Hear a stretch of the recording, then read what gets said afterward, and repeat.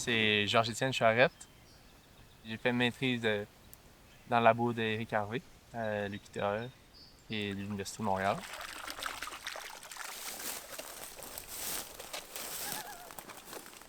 Le Meta Ecolab, c'est un lab dirigé par Éric Harvey, qui a maintenant une chaire de recherche en échange entre écosystèmes à l'UQTR.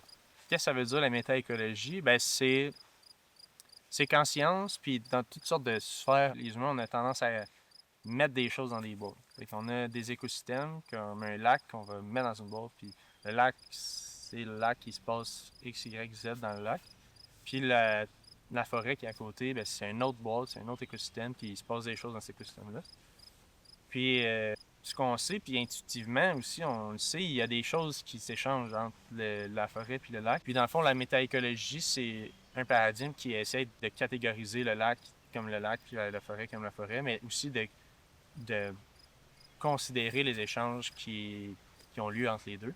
Et donc, c'est comme faire de l'écologie à plus grande échelle. Plutôt qu'avoir un écosystème puis toutes les composantes qu'on va avoir dedans, mais ça va être un grand système avec plein d'écosystèmes qui eux-mêmes ont chacun leurs composantes, mais aussi qui échangent, que ce soit des organismes, de la matière, de l'énergie entre eux.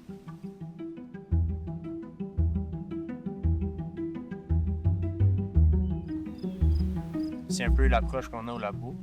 Puis on fait toutes sortes de choses qui sont en lien, c'est ça, avec ces échanges-là, que ce soit la composition, le timing, la distribution spatiale de ces échanges-là.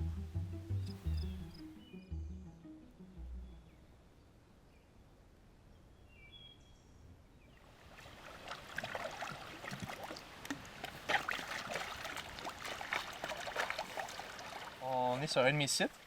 Fait que dans le fond, ce que je faisais pour récolter des invertébrés, c'est assez simple. Je prends des transects d'à peu près 1 mètre, 1 mètre 20, perpendiculaires à la rive. Fait que je vais mettre mon filet, brasser le fond, puis récolter, sortir. Puis après ça, on va passer tout ce que je vais avoir dans mon filet dans un tamis, essayer d'isoler les plus gros invertébrés. Puis le reste, on va le ramener au laboratoire pour faire du tri. C'est pas la blesser, je vais voir son masque. Ce que je vais faire cet automne, dans le fond, c'est revenir ici, sur les mêmes sites, puis échantillonner de façon aléatoire, à l'aide d'un quadra comme ça, les feuilles qui vont être tombées au mois d'octobre, après la chute des feuilles, pour voir si je peux lier les feuilles qui tombent avec le matériel qui est sur place, puis la diversité d'invertébrés qu'on va retrouver.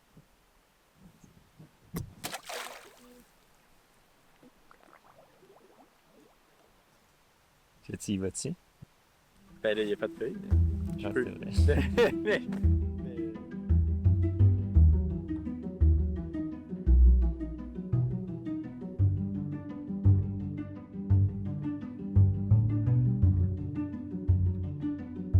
Éric Harvey, professeur au département des sciences de l'environnement de l'Université du Québec à Trois-Rivières et titulaire de la chaire de recherche du Canada sur les échanges entre les écosystèmes.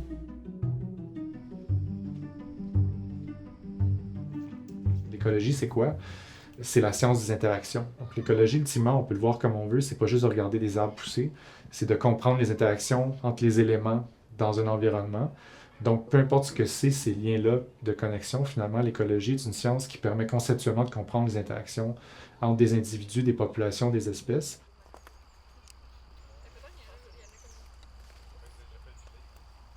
Un des développements conceptuels en écologie qui m'a le plus influencé, c'est que lorsque je commençais ma maîtrise, il y avait vraiment ce champ de recherche-là qui explosait, qui s'intéressait à c'est quoi l'impact de la biodiversité sur le fonctionnement des écosystèmes. Donc, c'est quoi cette découverte-là, finalement, que la biodiversité en soi, bon, a une certaine valeur, bien évidemment, mais qu'en plus, elle peut potentiellement contribuer au fonctionnement des écosystèmes en tant que tel, donc à la contribution de services écosystémiques, par exemple.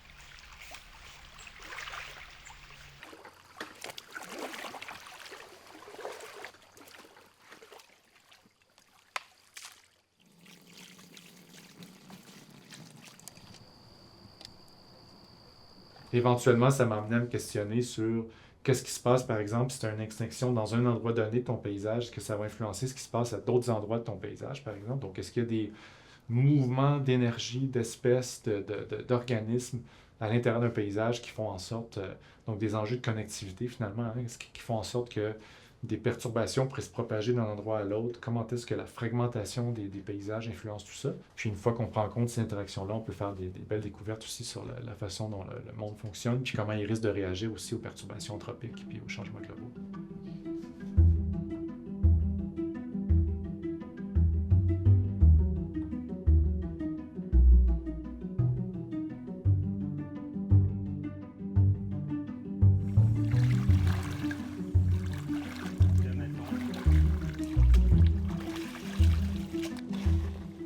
Les écosystèmes terrestres aquatiques, ben, c'est le classique, les feuilles tombent, nourrissent les organismes qui nourrissent les poissons.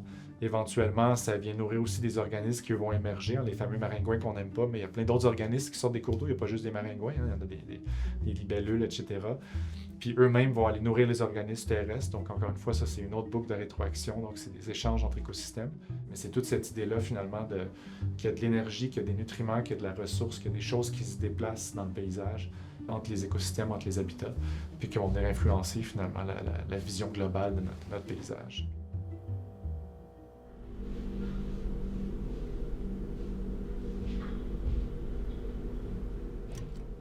Ces théories-là s'appliquent très bien, par exemple, à l'échelle des bassins versants. Puis au Québec, il se trouve qu'on a une gestion quand même assez forte sur toute l'échelle des bassins versants. Donc là, ces bassins versants-là incluent nos systèmes de rivières, nos systèmes d'eau, incluent aussi notre agriculture, nos zones urbaines. Et puis donc, les métaécosystèmes, ce que ça nous apporte, c'est premièrement une compréhension que ce qui se passe à un endroit dans le bassin versant peut affecter ce qui se passe ailleurs dans le bassin versant. Donc, si on fait de la coupe forestière en amont, ça risque d'impacter ce qui se passe en aval.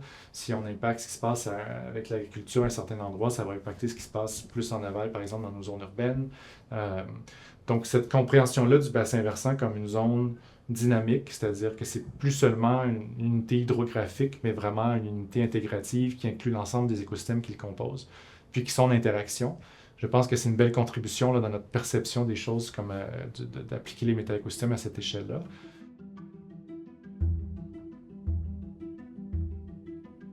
Lorsqu'on modifie la configuration de nos paysages, c'est pas juste une question de comment on affecte tel individu, telle espèce, c'est que ça va venir carrément redéfinir l'architecture de la configuration, de la composition des écosystèmes qui composent le paysage et donc les interactions entre ces paysages-là et donc le fonctionnement global de notre paysage, de notre bassin versant.